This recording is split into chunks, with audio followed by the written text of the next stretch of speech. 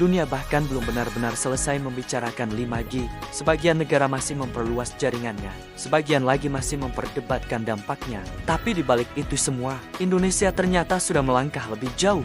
Tanpa banyak sorotan media internasional, para peneliti kita mulai menyiapkan fondasi teknologi generasi berikutnya, 6G. Pertanyaannya sekarang bukan lagi soal kecepatan internet. Pertanyaannya, apakah Indonesia sedang berusaha mengubah posisinya dari sekadar pasar menjadi pemain ketika 5G belum merata? Mengapa bicara 6G? Memang benar, 5G di Indonesia belum merata. Namun dalam dunia teknologi, riset tidak menunggu distribusi selesai. Negara yang ingin ikut menentukan arah masa depan harus masuk sejak tahap fondasi. Dan disinilah langkah strategis itu dimulai. Pengembangan ini dilakukan oleh para peneliti di lingkungan Badan Riset dan Inovasi Nasional BRIN melalui Pusat Riset Teknologi Telekomunikasi. Ini bukan proyek komersial instan. Ini adalah investasi pengetahuan jangka panjang. Fondasi 6G, antena kecil, ambisi besar.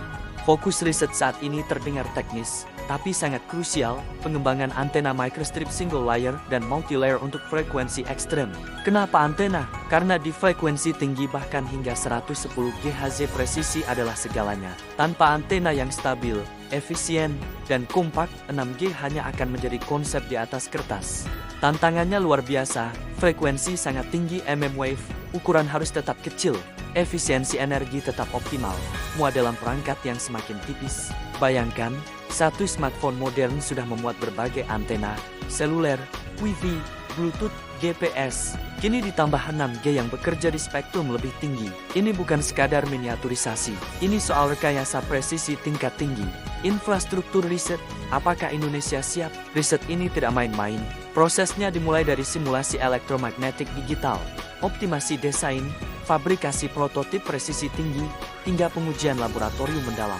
BRIN memiliki lab komunikasi, lab RF microwave, lab antena, anechoic chamber untuk isolasi gelombang, network analyzer hingga 110 GHz. Artinya apa? Secara infrastruktur dasar, Indonesia mulai membangun ekosistem riset 6G yang serius. Ini penting, karena dalam perlombaan teknologi global, yang menentukan bukan hanya ide, tapi fasilitas dan sumber daya manusia. Satcom dan phased array, strategi negara kepulauan. Yang menarik, riset ini tak hanya untuk ponsel. Tim juga mengembangkan antena untuk komunikasi satelit Satcom, termasuk sistem phased array. Teknologi ini memungkinkan arah pancaran sinyal dikontrol secara elektronik tanpa menggerakkan antena secara fisik. Mirip pendekatan yang digunakan oleh Starlink. Bagi Indonesia sebagai negara kepulauan dengan ribuan pulau, teknologi ini sangat strategis. Mengapa? Karena konektivitas di wilayah terpencil tidak bisa hanya mengandalkan menara darat. Satelit adalah tulang punggung pemerataan digital.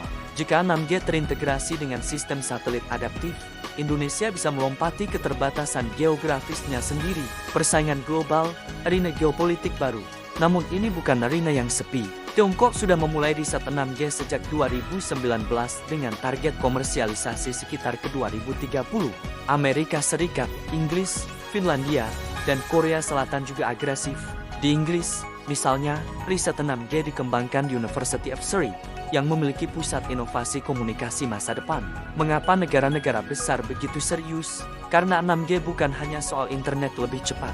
6G adalah infrastruktur bagi AI real time, otomatisasi industri skala besar, pertahanan siber, kendaraan otonom, ekonomi digital generasi berikutnya. Siapa yang menguasai standar dan patennya? Dialah yang memegang kendali ekonomi digital global. Seberapa gila kecepatan 6G? Secara teori, 6G bisa mencapai 1 terabyte per detik. Itu ribuan kali lebih cepat dari 5G, tapi ini bukan soal download film dalam 1 detik. Ini soal latensi mendekati nol. Bayangkan, operasi jarak jauh dengan respons instan, VR dan AR dengan sensasi sentuhan, interaksi manusia-mesin berbasis sinyal otak, pabrik otomatis yang sepenuhnya terkoneksi. 6G berpotensi mengubah definisi kehadiran digital. Posisi Indonesia, ambisi atau realisme. Indonesia berada dalam posisi unik. Di satu sisi, 5G belum merata. Di sisi lain, kita ikut masuk riset 6G. Apakah ini terlalu ambisius? Justru sebaliknya, jika Indonesia hanya menunggu teknologi matang dari luar, kita akan selamanya menjadi konsumen. Namun jika ikut dalam tahap riset awal, sumber daya manusia kita terlatih, infrastruktur kita siap, industri lokal bisa tumbuh, startup berbasis AI bisa berkembang. Efek jangka panjangnya bisa sangat besar bagi ekonomi digital nasional. Tantangan nyata, namun jalannya tidak mudah. 6G membutuhkan material baru, chip hemat energi, efisiensi data tinggi, standar internasional yang kompetitif, investasi jangka panjang, konsistensi kebijakan dan pendanaan akan menjadi faktor penentu. Kesimpulan, Indonesia sedang menanam benih. Langkah ini mungkin masih tahap awal, belum headline besar global, belum komersial. Namun sejarah teknologi menunjukkan satu pola, negara yang terlibat sejak fase riset awal, punya peluang lebih besar menentukan arah masa depan.